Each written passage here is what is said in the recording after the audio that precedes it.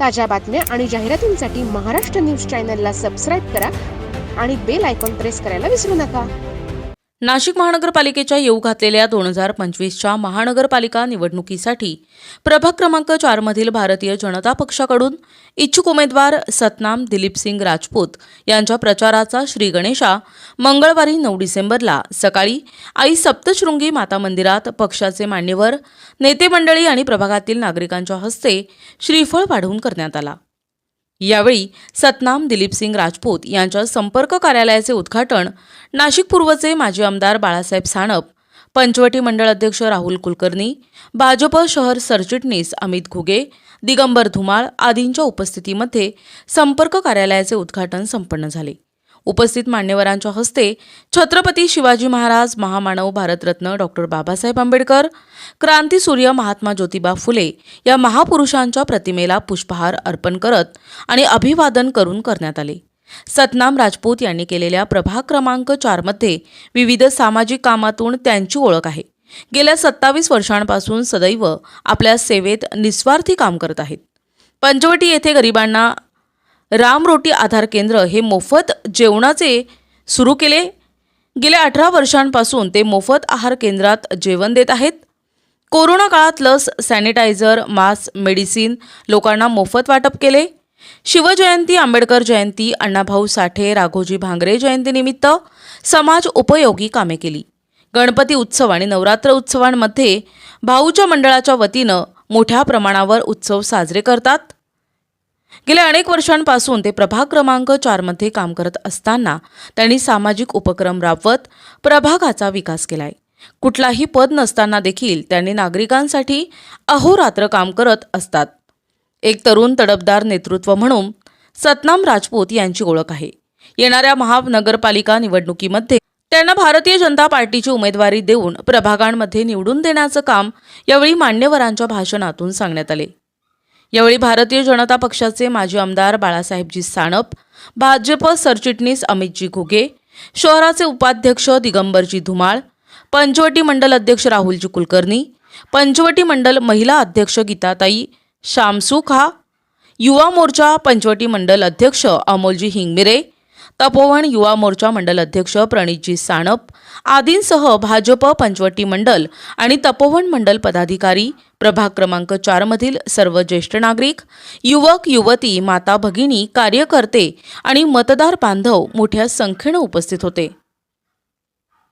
आज सतनाम राजपूत यांच्या प्रचार कार्याचा शुभारंभ आणि कार्यालयाचं उद्घाटन या प्रसंगी उपस्थित मार्गदर्शक काम हे कायम निवडणूक असो महिने काम सुरू असतं, तसेच यांच्या कार्याला मी कायम शुभेच्छा देतो व योग्य तो निर्णय पार्टीने घ्यावा अशी मी पदाधिकारी या नात्याने वरिष्ठांना विनंती। धन्यवाद। उपस्थित असलेले आपल्या नाशिक पूर्व विधानसभा मतदारसंघाचे माजी आमदार यांच्या प्रचाराचं नारळ वाढवण्यासाठी आपण जमलोय ते सतनाम दिलीपसिंग राजपूत यांच्यावर प्रेम करणारे सर्व मतदार बंधू आणि भगिनींनो, भारतीय जनता पार्टीचे पंचवटी भागाचे अध्यक्ष राहुलजी कुलकर्णी, सतनामजी राजपूत गेल्या 25 वर्षापासून सामाजिक क्षेत्रामध्ये काम करताय। यावेळेला हा जो प्रभाग क्रमांक 4 आहे यामध्ये भारतीय जनता पक्षाकडनं त्यांना निवडणूक लढण्याची इच्छा आहे। मागच्या वेळेला 2017ला त्यांना निवडणूक लढायची होती, परंतु त्यावेळेला काय गोष्टी घडल्या आपल्याला सगळ्यांना माहिती आहे। राजकारण हे 1 महिन्यासाठी असतं, निवडणुका येतात जातात, परंतु सतनाम राजपूत हे नेहमी समाजातील जे उपेक्षित लोक आहेत यांच्या सुखदुःखामध्ये सहभागी असतात। समाजकार्याची त्यांना आवड आहे। कोरोनाच्या काळामध्ये पण त्यांनी खूप चांगलं असं काम केलेलं आहे।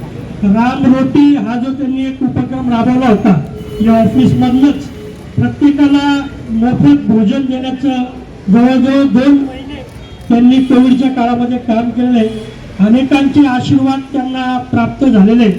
भारतीय जनता पक्ष उमेदवारी देण्याच्या बाबतीमध्ये त्यांचे काही निकष असतील, जो काही बाळासाहेब सानप त्यामध्ये आहेच, ते योग्य निर्णय घेतील, परंतु जो काही पक्षाचा निर्णय राहील तो स्वीकारून सतनामभाईंनी नरेंद्र मोदीजी, देवेंद्र फडणवीस साहेब, गिरीश भाऊ महाजन यांची हात बळकट करण्यासाठी काम करावं अशी मी त्यांना विनंती करतो. सत्ताच्या कृपेनं त्यांच्या सर्व इच्छा पूर्ण व्हाव्या अशाही त्यांना सदिच्छा देतो.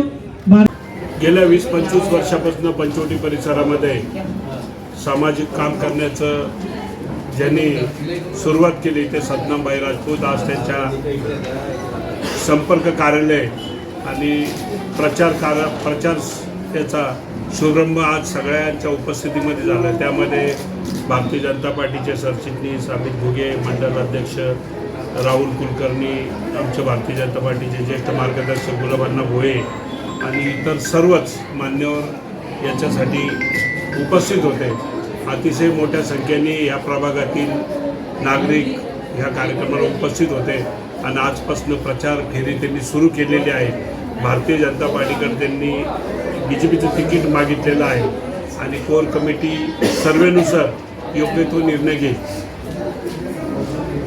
स्वरूपी ऋणी राहील आणि असंच प्रेम आपण माझ्यावर ठेवाल आणि मी आपल्या कुठल्याही शब्दाला तडा जाणून देणार नाही एवढी आपल्याला गवाही देतो. आणि जो भारतीय जनता पार्टी योग्य निर्णय घेईल त्याच्याबरोबर मी कायम राहील. जय हिंद, जय महाराष्ट्र, जय श्रीराम.